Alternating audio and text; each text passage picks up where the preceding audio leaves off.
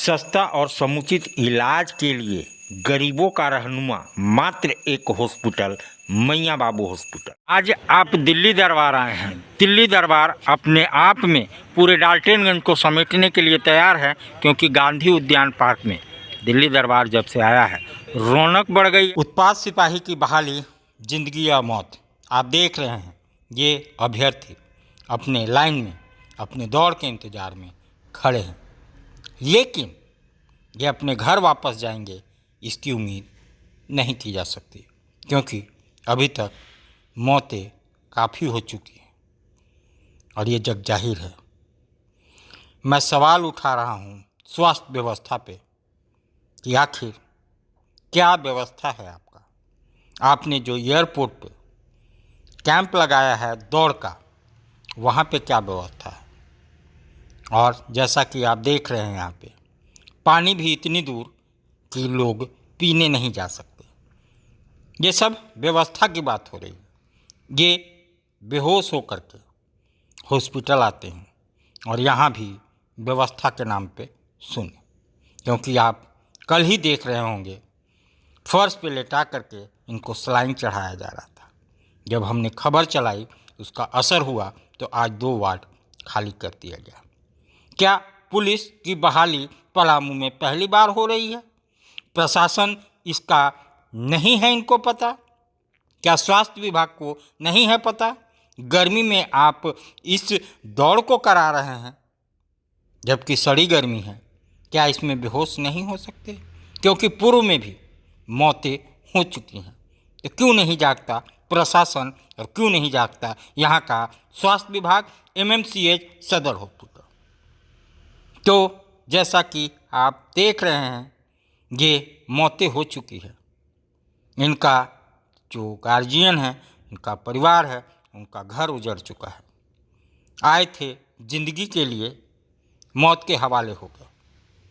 तो इसका कौन है जिम्मेदार? वहीं विष्णु दयाल राम ने कहा कि इस दौड़ को रोक देनी चाहिए और मृतक के परिवार को उचित मुआवजा मिलनी चाहिए।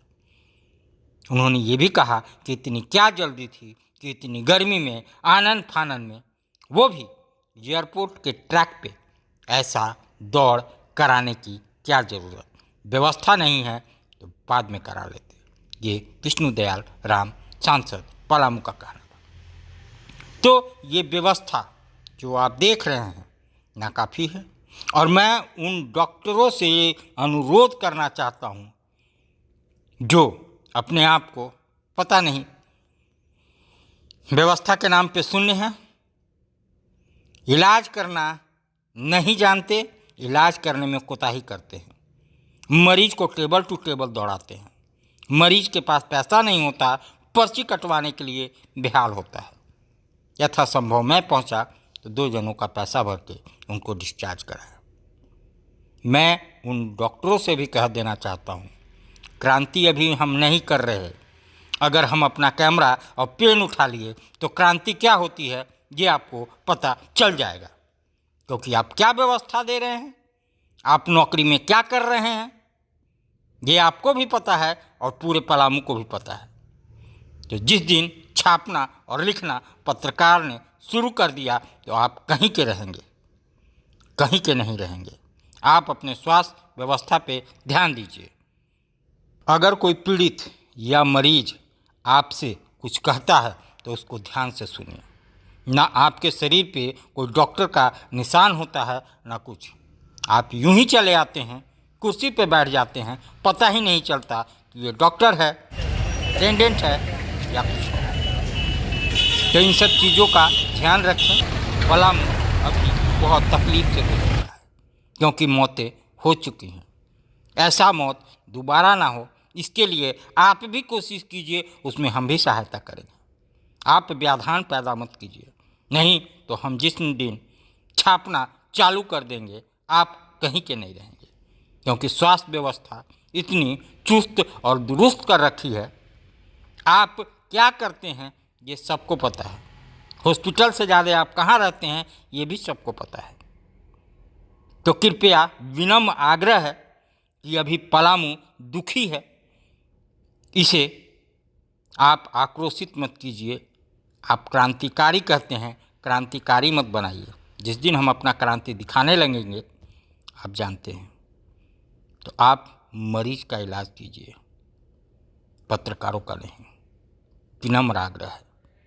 आइए देखते हैं ये रिपोर्ट अभ्यर्थियों ने क्या कहा और पलामू सांसद बी.डी. राम ने क्या कहा।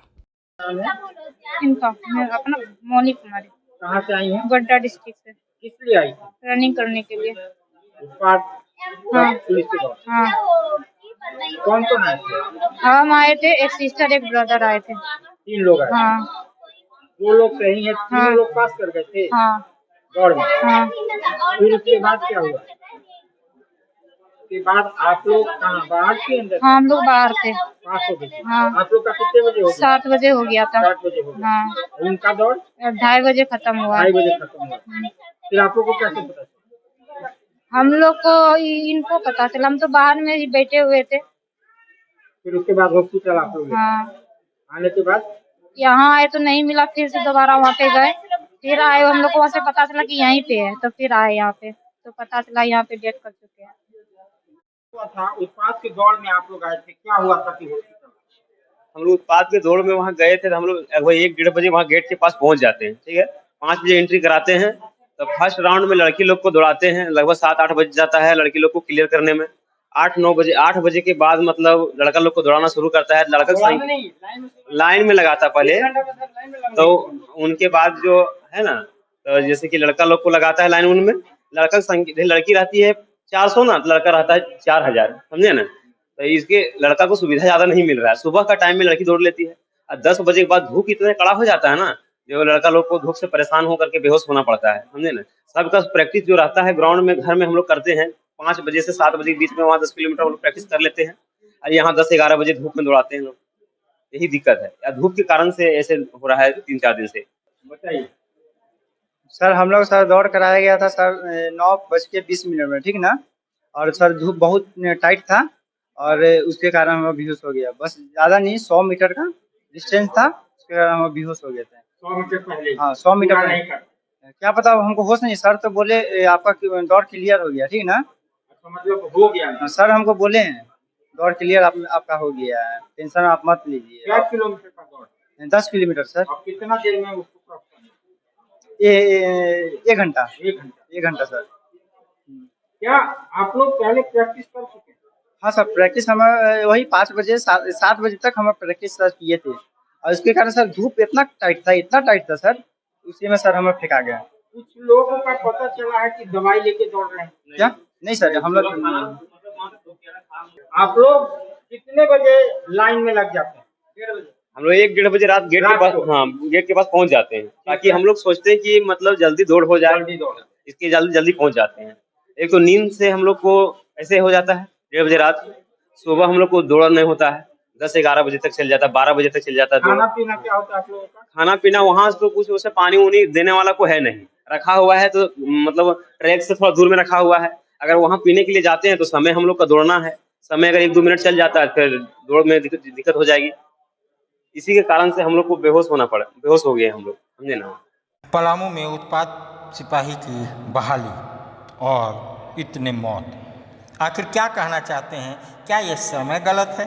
क्योंकि आप भी प्रशासन के बड़े अधिकारी से रिटायर हो चुके हैं, या किसी चीज़ की जल्दी या समय अनुकूल नहीं रहने के कारण ये मौतें हो रही हैं। 2 शब्द। पलामू जिला के अंतर्गत चियाकी एयरपोर्ट पर झारखंड राज्य में उत्पाद विभाग के सिपाहियों की नियुक्ति की प्रक्रिया 27 तारीख से प्रारंभ की गई, और आज 30 तारीख, यानी 4 दिनों में 4 मौतें। इसके लिए कौन जिम्मेवार है? और इतना आनन फानन में, इतनी कुव्यवस्था के बीच उत्पाद सिपाहियों की नियुक्ति में इतनी हड़बड़ी क्यों? 5 साल के अंतर्गत 5 लाख युवाओं को नौकरी देने का वादा करने वाली सरकार आज इतनी जल्दीबाजी में क्यों है? चुनाव आने वाला है इसलिए, मॉडल कोड ऑफ कंडक्ट लागू होने वाला है इसलिए, एक दिन में 6-6 हजार अभ्यर्थियों को दौड़ाया जा रहा है, वो भी पिच पर इस गर्मी के बीच। मौतें तो होंगी ही। इन मौतों के लिए जिम्मेवार पूरे के पूरे राज्य सरकार, और राज्य सरकार इस कुव्यवस्था के बीच जो बहाली की प्रक्रिया प्रारंभ करवाई है, उसके लिए कौन जिम्मेदार है? अस्पतालों में किसी प्रकार की कोई व्यवस्था नहीं है। जो लोग बेहोश हो रहे हैं उनको फर्श पर लिटाया जा रहा है, उनको सलाइन भी समय पर चढ़ाने की व्यवस्था नहीं है। इस कुव्यवस्था के लिए जिम्मेवार कौन? और जो मौतें हुई हैं, जिनका घर उजड़ा है, जिनका सपना चकनाचूर हुआ है, उनकी क्षतिपूर्ति के लिए राज्य, मैं पुरजोर ये मांग करता हूं कि ये बहाली की जो प्रक्रिया है अभी की अभी तत्काल रोकी जाए और बहाली जाड़े के दिनों में कराई जाए, और अवधि जो है वो सुबह 4 घंटे और शाम 2 घंटे की रखी जाए, ताकि जो पूर्व में बहालियां हुई हैं जहां कहीं किसी प्रकार की कठिनाई नहीं है, कोई अभ्यर्थी बेहोश नहीं होता है, किसी की मृत्यु नहीं होती है, उस तरह की प्रक्रिया अपनाने की आवश्यकता है, न कि जनता को दिखाने के लिए कि हम रोजगार देने के लिए तत्पर। डॉक्टर रोहित, अभी उत्पाद का एक दौर चल रहा है बहाली का, उसमें से 2 पेशेंट आपके यहाँ आईसीयू में भर्ती है, क्या कंडीशन थी और अब क्या कंडीशन? जी नमस्कार। कल दो मरीज ऐसे आए थे जो काफ़ी शॉकिंग था उनको देखना। लोग दौड़ में गए थे और हालांकि होता है दौड़ में हीट स्ट्रोक, हीट एग्जॉशन की इश्यूज काफ़ी हाई हो जाती है। तो पेशेंट जब इमरजेंसी में आए थे वो उनको सीजर हो रहा था, उसको GTCS सीजर बोलते हैं। मिर्गी का जो अटैक बहुत तेज से आ रहा था, उनकी ऑक्सीजन 60 हो गई थी और BP घट के 80 से भी कम हो गया था, सांस ठीक से चल नहीं रही थी। उनका हमने जब ECG किया तो ECG में हार्ट अटैक के चेंजेस आए, और साथ ही जब ब्लड टेस्ट किया तो ब्लड टेस्ट में भी TROP-T और TROP-I पॉजिटिव आए। ये थोड़ा काफ़ी परेशानी कर देने वाला स्थिति था। हमने घर वालों को काउंसलिंग किया, साथ ही साथ जब हमने उनका थोड़ा चेकअप किया तब हम पाए कि उसके पकाने के रास्ते से ब्लड का रिसाव हो रहा है, और 2-3 बार उनको स्टूल पास किए पूरे रेड ब्लड के साथ। तो ये काफ़ी भयभीत कर देना था।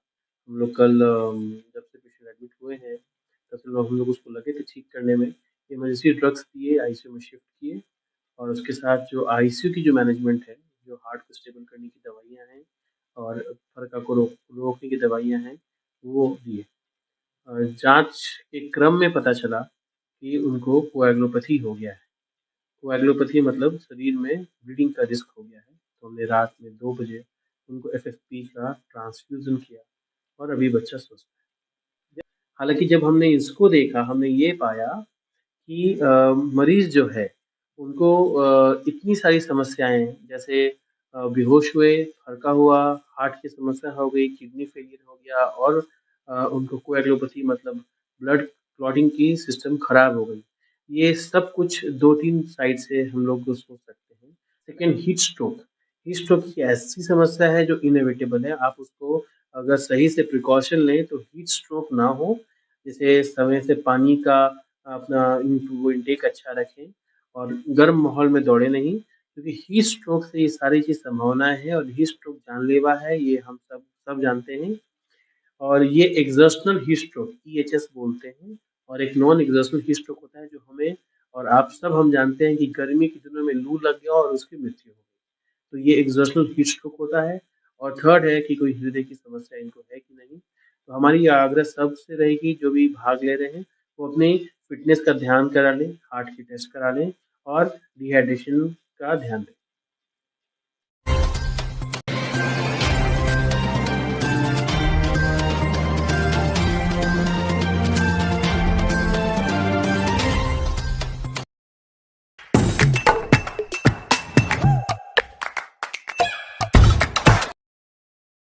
आज आप दिल्ली दरबार आए हैं। दिल्ली दरबार अपने आप में पूरे डाल्टनगंज को समेटने के लिए तैयार है, क्योंकि गांधी उद्यान पार्क में दिल्ली दरबार जब से आया है रौनक बढ़ गई है।